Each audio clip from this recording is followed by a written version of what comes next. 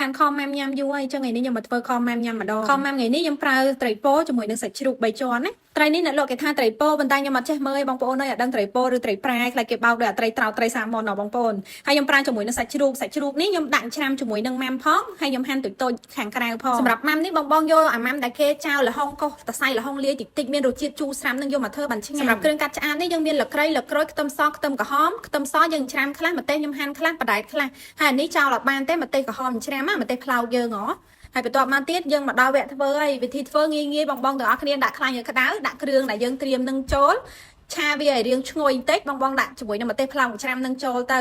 ៅម្ទេសផ្លោកច្រាំនេះចោលរបានទេតែដាក់ទៅវាពណ៌ស្អាតដែរបើអត់ដាក់ទេពណ៌អត់សូវស្អាតទេពណ៌ខមម៉ាំយើងអត់តំណងទ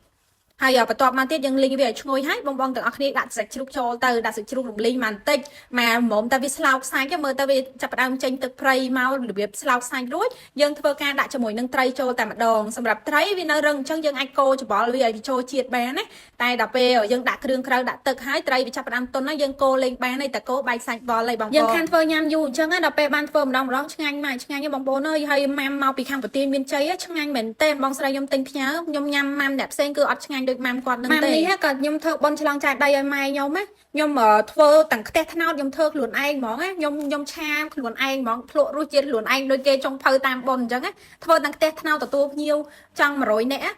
ធ្វើឲ្យរសជាតិឆ្ងាញ់ខ្ញុំចូលចិត្តរសជាតិម៉ាំរបស់គាត់នឹងមែនតើអញ្ចឹងបងទាំងអស់គ្នាបន្ទាប់ពីយើងមិញយើងរងាស់ត្រីឲ្យរៀងស្លោកសាច់ត្រីហើយយើងដាក់ម៉ាំចូលឯណាដើម្បីខវារងាស់មួយគ្នាអញ្ចឹងយើងកូរច្បល់វាសប់ហើយយើងផ្ងំវាទុកអញ្ចឹងបន្តិចបន្ទាប់មកយើងបើក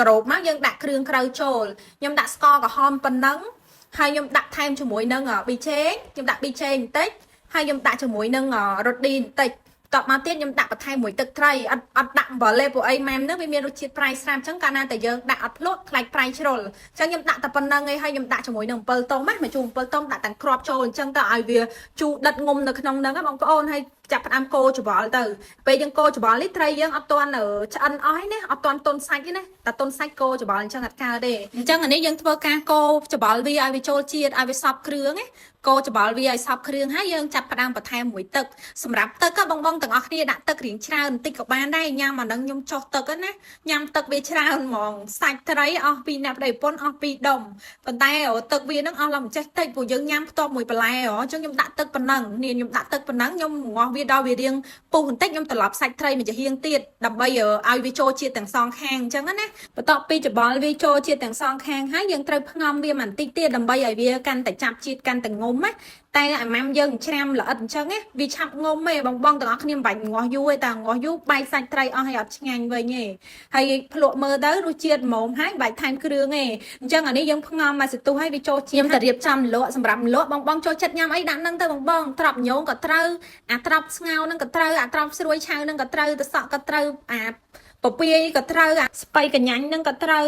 វតកួនស្រស់នឹងក៏ត្រូវខ្ញុំចូលចិត្តគ្រប់មុខនេះហ្មងប៉ុន្តែញ៉ាំអត់អស់ទេព្រោះអ្នកទេសខ្ញុំអត់សូវចេះញ៉ាំបន្លែមានខ្ញុំញ៉ាំបន្លែច្រើនជាងគេអញ្ចឹងទៅបងទាំងអស់គ្នាមើលឲ្យតំណងអត់បើតំណងទៅធ្វើញ៉ាំទាំងអស់គ្នាណាព្រោះយើងញ៉ាំឆាស្ងោរាល់ថ្ងៃអញ្ចឹងទៅវារៀងតលាន់ណាដល់ពេលយើងទៅធ្វើអាអញ្ចឹងម្ដងគឺចាប់ជាតិមែនតែនហើយខ្ញុំស្ងោត្រាវឲ្យប្តីខ្ញុំមួយចានដែរខ្លាចគាត់អត់សូវចេះញ៉ាំខម៉ាំហ្នឹងព្រោះអីអត់ដែរងាយបានធ្វើអញ្ចឹងទៅស្ងោត្រាវមួយចានដើម្បីគាត់ហត់ទឹ